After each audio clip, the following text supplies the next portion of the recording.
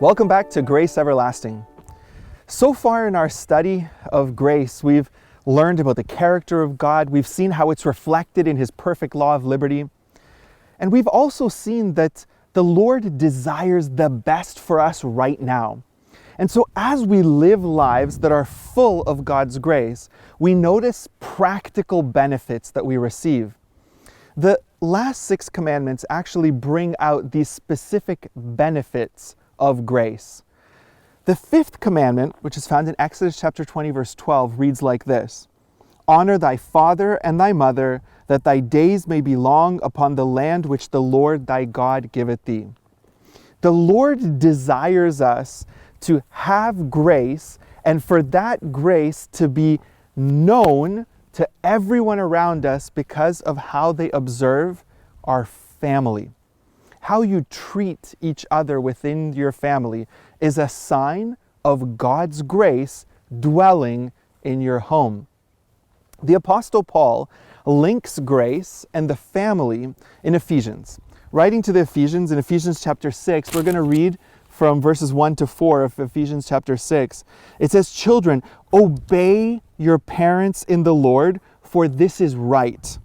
Honor thy father and mother, which is the first commandment with promise, that it may be well with thee, and thou mayest live long on the earth.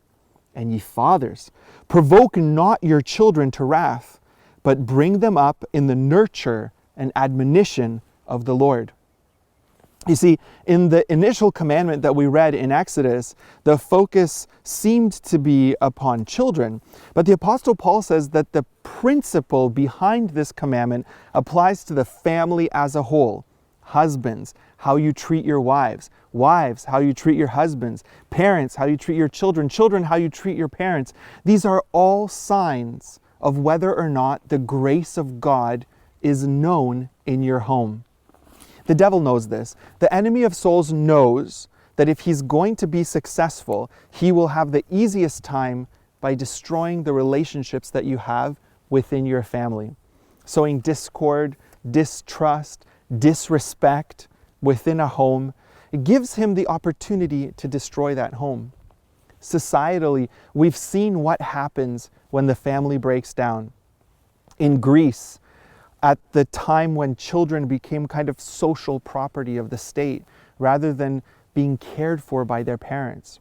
In Rome, where multi-member families, where the rates of divorce and remarriage and children dwelling together from so many different families was so evident, we could see the destruction within the family.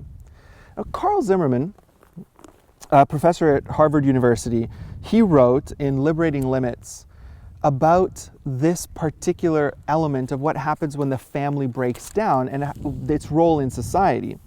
Zimmerman wrote, "The Western family is rapidly approaching its 3rd violent crisis. This crisis will be the 3rd manifestation of mass disregard of the family in Western society. The first occurred in Greece, the second in Rome. And facing these crises, neither Greek nor Roman civilization was able to survive." Look, let's be clear. What strengthens the family strengthens society. What strengthens family strengthens the church. What strengthens family makes it possible for the grace of Christ to be evident and for you to live a little piece of heaven on earth. Your home is the school for your children. They will never learn as much about God in church as they will at home.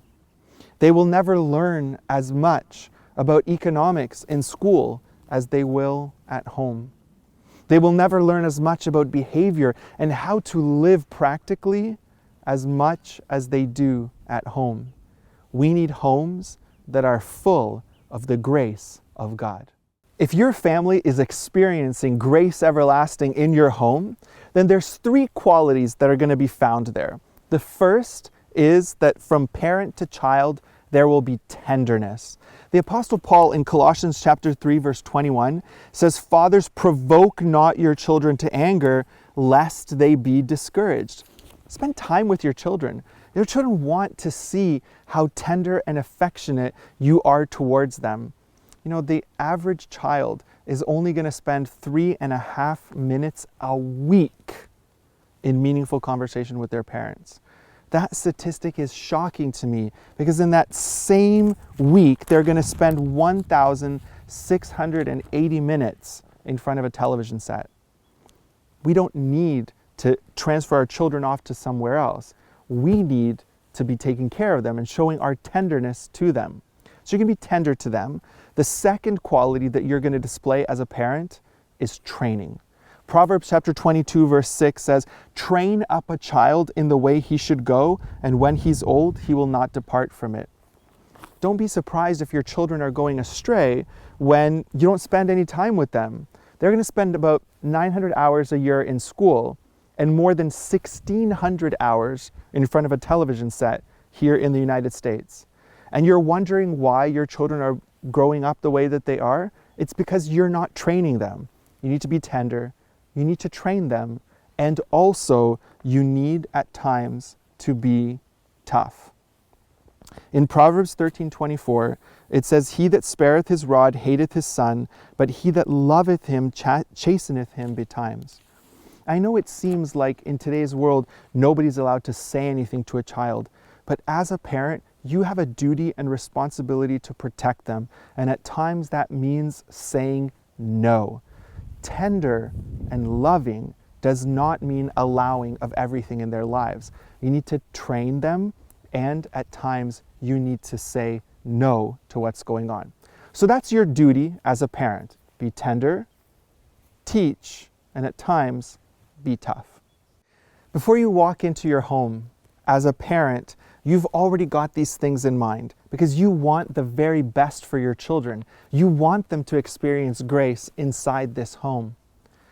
But that also means that your children need to know that there are 3 responsibilities for them towards their relationship to their parents. The first one is found in Proverbs chapter 1, verse 8 and 9.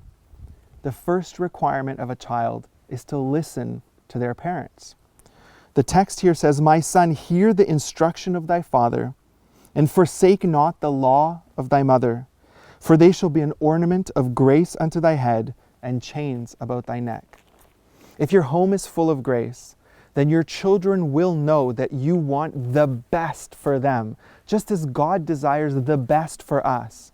And so they are instructed to always be obedient to their God-fearing parents. That's number 1. Listen to your parents. Number 2 is a little bit different. It's learning from them. Because on the one hand, we may just listen and obey out of some sense of duty, but you should also learn from the experience of your parents. In Proverbs chapter 23 and verse 22, it says, "Hearken unto thy father that begat thee, despise not thy mother when she's old." Look, as children, we grew up thinking that we were smarter than our parents. It happens in every generation. Every generation assumes that they're smarter than their parents. And while it's true that from generation to generation, knowledge increases, knowledge does not always equal wisdom. Experience is what brings the most amount of wisdom, and you're never going to be able to catch up to your parents in that respect. And so in Colossians chapter 3, verse 20, the apostle said, "Children, obey your parents in all things, for this is well-pleasing unto the Lord." And in Ephesians chapter 6, verse 1, "Children, obey your parents in the Lord, for this is right." Now, the last point, in order to be in obedience with the 5th commandment, is that children have to live for their parents. You know, your parents take care of you, then you get married and you leave home. And then you have your own children. And just as you finish taking care of them and raising them, your parents get a little bit older. And now they need help and they need somebody to take care of them. Part of the 5th commandment is that you need to take care of your parents. 1 Timothy 5 verse 4 says, "But if any widow have children or nephews, let them learn first to show piety at home and to requite their parents, for that is good and acceptable before God." In other words, I know you may not want to hear this, but you're not supposed to put your parents in a home. You're supposed to care for them just as they cared for you when you were a child. there may be times when they need special care. There may be times when they need medical care that you cannot provide, and of course, then professionals will take care of that.